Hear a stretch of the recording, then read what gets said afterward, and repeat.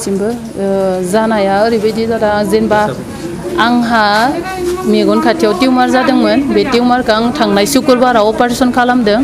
operation खालामनायाव दा सिलाइया दोङो सिलाइखौ खुलिनो डक्टरा बुंबाय सारा खाथियावनो हुबिदा दोङोबा बे खाथियावनो खुलि जागोन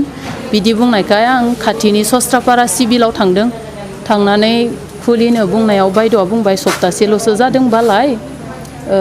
बिदिबालाय खुलिथ'नाङा 10 दिननि उनाव खुलियोबा मोजां जागोन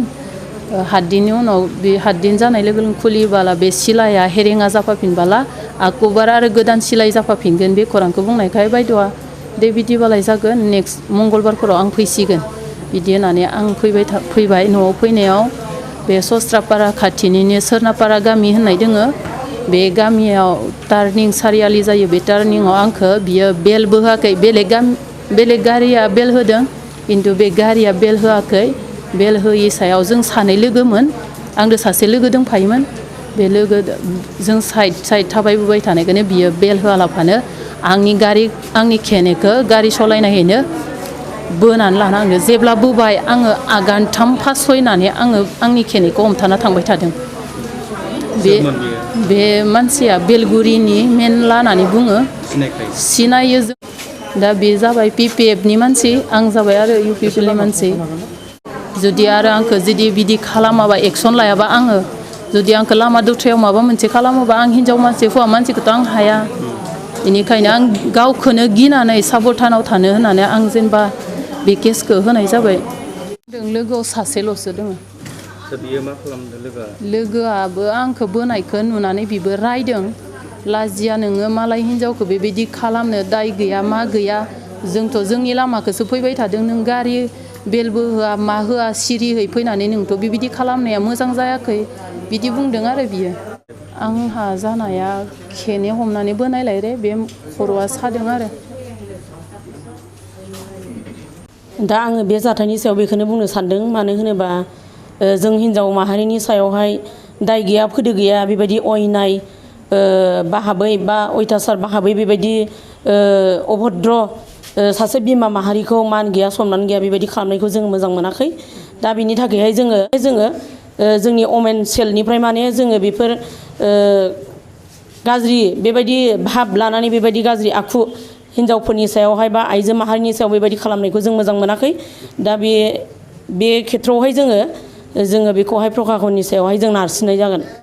जे दिनैनि साना जोंनि बिटिआर बासि रायजो राजाफोरनि थाखाय बेराफारसे जोबोद गोजोनथाव मानो होननानै बुङोब्ला थांनाय 27 जानुवारियाव जि मोनसे बिटिआर एकर्ड जादोंमोन बे एकर्डनि दफा हिसाबै दिनै बिटिसिनि मुंखौ सोलायनानै बिटिआर नाम गायसननाय जाबाय बेयो बिटिआर सुक्तिनि मोनसे दफानि मावफुंनाय बेजों लोगोसे जोंनि बे बिटिआर सुक्तियाव थाखानाय जि मोनसे गामि सोसननाय आरो दानख'नाय बिनि थाखाय मोनसे कमिसन दानाय बे हाबाफारिखौबो भारत सरकार आरो आसाम सरकारा दाफुंनानै होबाय बिनि थाखाय जों भारत सरकार आरो आसाम सरकारखौ साबायखर होदों आरो बेराफारसे दिनै जोबोद दुखु गोनां दिनै साननि 11:30 बाजियाव उदालगुरि जिल्लानिनो सस्त्रपारा प्राइमारि कमिटिनि सिङाव थानाय सस्त्रपारा मुंनि जायगायावहाय जोंनि सस्त्रपारा प्राइमारि कमिटि उमेन सेलनि UPPL हान्जानि सासे मावथि बे मावथिगा बिथाङा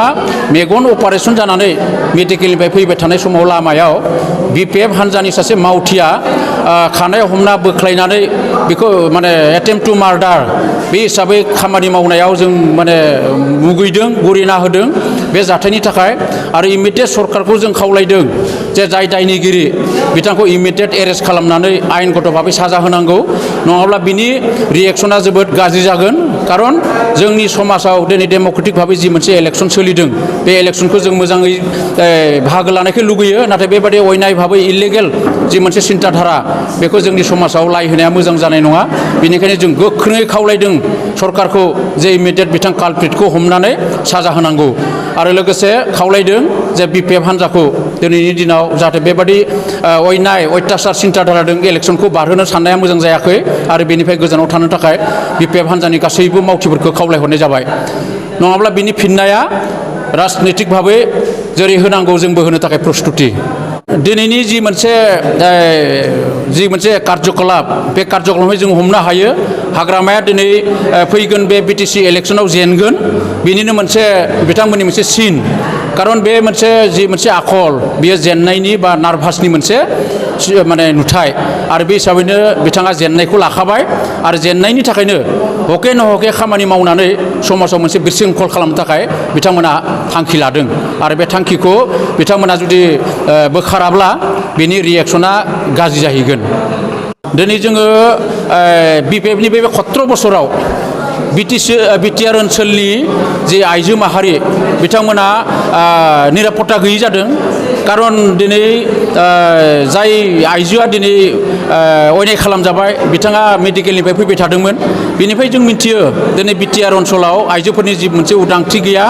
खुनु रैखाथि गैया आरो बेनिखायनो दिनै जोङो बयबो दिनै इउपिपिएल हान्जानि प्रमद बर' आरो गबिन्द बसुमतारिनि दैदेननाय जि मोनसे इउपिपिएल हान्जा बे हान्जाया दिनै सारा मोनसे बिटिआर ओनसोलनि आइजो माहारिनि जौगाथायनि थाखाय उन्नतिनि थाखाय जों मोनसे सान्तिनि थाखाय निरापत्तानि थाखाय खामानि मावनो फैदों बेनिखायनो जों बयबो रायजो राजाफ्रा प्रमद बर' आरो गबिन्द बसुमतारिनि दैदेननाय इउपिपिएल हान्जाखौनो जाहाथे बयबो आखुवालि ना लायो आं बेखौनो बयखौबो खावलायनाय जाबाय